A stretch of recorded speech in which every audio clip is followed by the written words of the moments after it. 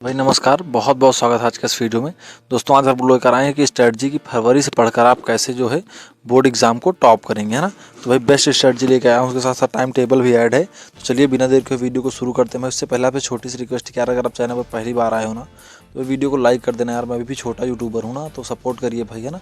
Like subscribe जरूर कर देना। चलिए बिना देर के वीडियो को शुरू करते हैं। भाई देखिए, एक लक्ष्य बनाया मैंने बोर्ड परीक्षा का, तो उससे मैंने बताया कि आपको फरवरी से पढ़ कर, यानी जब आप फरवरी से पढ़ोगे तो कैसे आप बोर्ड एग्जाम को क्या करोगे, पास करोगे ना। देखिए भाई, अब क्या है कि अब ना आपके पास सिर्फ फरवरी बचा हुआ है और इसी महीने आपके क्या है एग्ज़ाम भी प्रारंभ हो जाएंगे। ये पॉइंट आप याद रखना भाई, इसी महीने से आपके एग्ज़ाम भी आरंभ हो जाएंगे। जिससे अब आपको क्या करना है पता है, बिल्कुल भी बहाने बनाने का समय जो है ना वो नहीं मिला हुआ है। यानी अब आप बिल्कुल बहाने बना सकते हैं कि यार अभी इस महीने से नहीं पढ़ूंगा, आगे वाले महीने से पढ़ूंगा, कि अभी थोड़ा और आराम कर लेता हूँ, आगे वाले महीने से पढ़ लूँगा, पढ़ के थोड़ा नॉर्मल में पास हो जाऊँगा ना। तो ये अब ऐसा कहने का टाइम बिल्कुल भी नहीं बचा हुआ है। और अगर आप यहाँ पे देखेंगे तो अब आपको भाई किस प्रकार से कठिन परिश्रम करना है, तो ये आप चीज़ आपको आगे मैं देखिए बताता हूँ अभी कैसे पढ़ना है, क्या स्ट्रेटजी रहेगी, कौन कौन से ऐसे इंपॉर्टेंट क्वेश्चन हैं जिनको आपको पढ़ना है कि इस बार आप पेपर में जरूर टॉप करने जाए ना।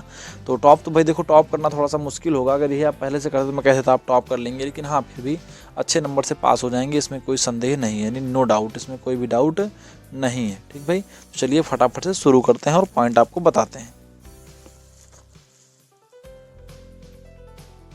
देखिए भाई, क्या करना है आपको, सबसे पहले आपको पता क्या करना है भाई, बोर्ड के जो मोस्ट रिपीटेड क्वेश्चन है ना उनकी एक लिस्ट बना लीजिए। ठीक है, एक लिस्ट बनाइए जिसमें बोर्ड के मोस्ट रिपीटेड क्वेश्चन है, और क्या करना है कि उसी के अनुसार एक टारगेट अपना बना लीजिए और धीरे धीरे उसको याद करते रहिए। देखिए इसका मतलब समझिए, जैसे मान लीजिए कि आप कह रहे हैं कि हमें ज़्यादा भी कुछ आता नहीं है, तो आप क्या करिए कि बोर्ड के जो मोस्ट रिपीटेड क्वेश्चन है उनकी एक आप लिस्ट तैयार कर लीजिए। ठीक है, जैसे मान लीजिए इंपॉर्टेंट क्वेश्चन कौन कौन से हैं जो हर सालों में आ रहे हैं ना, तो उसमें मैं आपको प्रोवाइड कराऊंगा, इंपॉर्टेंट क्वेश्चन में प्रोवाइड कराऊंगा। अभी मैंने न्यू ही चैनल कुछ जो स्टार्ट किया है, सारा स्टडी तो मटेरियल नहीं है, लेकिन मैं इंपॉर्टेंट अभी आपको बताऊंगा और नेक्स्ट सेशन के लिए मैं सब कुछ इंपॉर्टेंस में डाल दूंगा ना।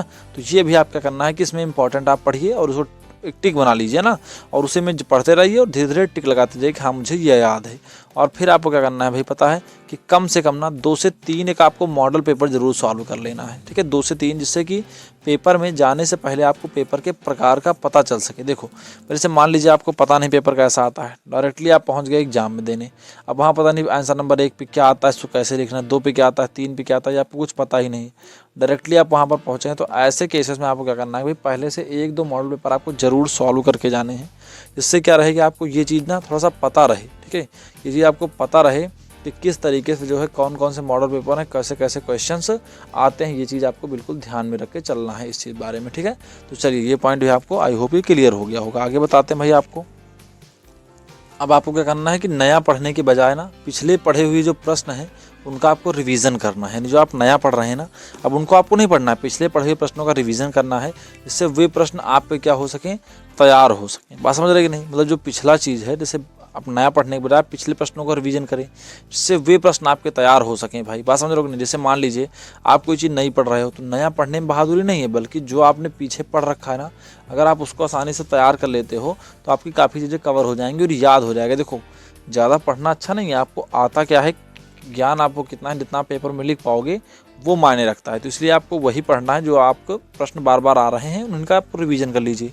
और फिर अगला पॉइंट देखो, ज़्यादा कठिन प्रश्नों के चक्कर में ना पढ़कर सरल प्रश्नों का बार बार रिवीजन करते रहें। जैसे मान लीजिए कोई टफ क्वेश्चन है और आप उसी के चक्कर में पढ़े जा रहे हो कि मैं तो यही टफ वाला याद करूँगा, मैं तो यही टफ वाला याद करूँगा, तो ये आपको अब ये करने का समय नहीं है। ठीक भाई, अब आपको क्या करना है कि जो जो सरल सरल चीज़ें हैं सिर्फ और सिर्फ आपको उन्हीं को याद करना है और उन्हीं को बार बार रिवीजन में लाते रहना है। उसके बाद देखिए भाई लिखा है, हर विषय पर बराबर फोकस करें तथा कमज़ोर विषय पर ज़्यादा मेहनत करने की ज़रूरत है। ठीक है, जैसे आप मान लीजिए हिंदी पढ़ रहे हैं, इंग्लिश पढ़ रहे हैं, मैथ है, साइंस है, एसएसटी है और ड्राइंग है, या फिर और कोई सब्जेक्ट है, होम साइंस है ना, तो इन सब में आपको बराबर बराबर मेहनत करने की ज़रूरत है। मान लीजिए हिंदी सबका लगभग लगभग अच्छा होता है, ड्राइंग सबकी अच्छी होती है, सोशल साइंस जनरली सबका अच्छा होता है।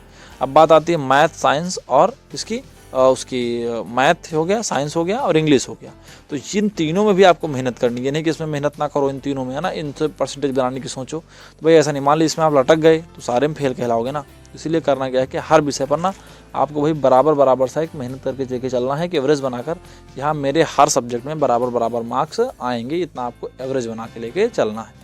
अब इसी अनुसार से भाई मैं ना आपके लिए एक टाइम टेबल लेके आया हूँ। क्या लेके आया हूँ, एक टाइम टेबल लेके आया हूँ इसी अकॉर्डिंग। तो वो टाइम टेबल चलिए मैं आपको बताता हूँ, सो कैसे आपको फॉलो करना है। देखो मैं आपके लिए टाइम टेबल देखो होता क्या है भाई, है ना, चलो उसका आगे बताता हूँ। देखो भाई ये जो टाइम टेबल मैं लेके आया हूँ ना, अब इसमें आप अगर बोलोगे सर ये तो मतलब टाइम नहीं बताया आपने कैसे पढ़ाना, तो भाई सबके लिए आपका जो टाइम होता है ना वो अलग अलग होता है, ठीक है। सबके लिए टाइम क्या होता है भाई, अलग अलग होता है। मान लीजिए कोई है जो दिन में फ्री है, ठीक है, वहीं कोई ऐसा जो दिन में फ्री नहीं है, वो कब फ्री है, वो रात में फ्री है।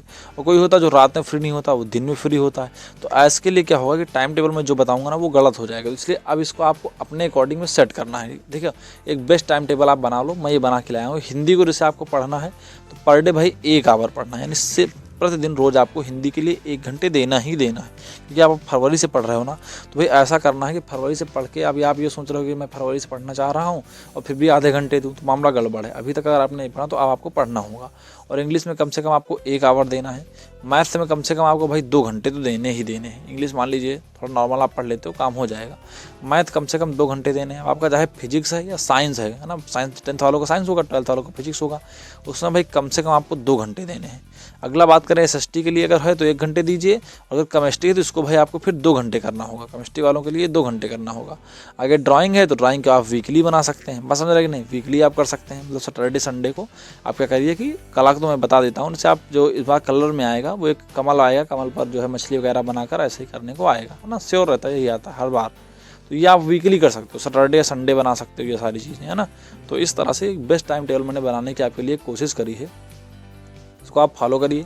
और जो बेस्ट स्ट्रैटेजी है उसके लिए आप चैनल को जरूर सब्सक्राइब किए रहिए, क्योंकि बेस्ट से बेस्ट स्ट्रैटेजी मैं आपके लिए लगातार लेकर आता रहता हूँ ना। तो आई होप स्टूडेंट्स की वीडियो को पसंद होगी यार। वीडियो को पसंद आए ना तो वीडियो को लाइक करके और चैनल को जरूर सब्सक्राइब किए रहना, थोड़ा सपोर्ट करो हमें भी, तो मैं आपके लिए बेस्ट स्ट्रैटेजी लेकर आता रहूँगा।